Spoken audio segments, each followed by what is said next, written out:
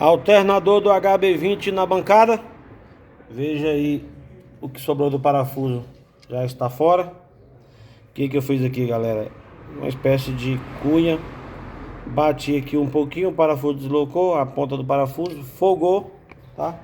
Não causou prejuízo para a base do alternador. Baseado nesse pedaço e nesse pedaço aqui, eu irei providenciar outro parafuso do mesmo tamanho, da mesma rosca, montar isso de volta no local, beleza?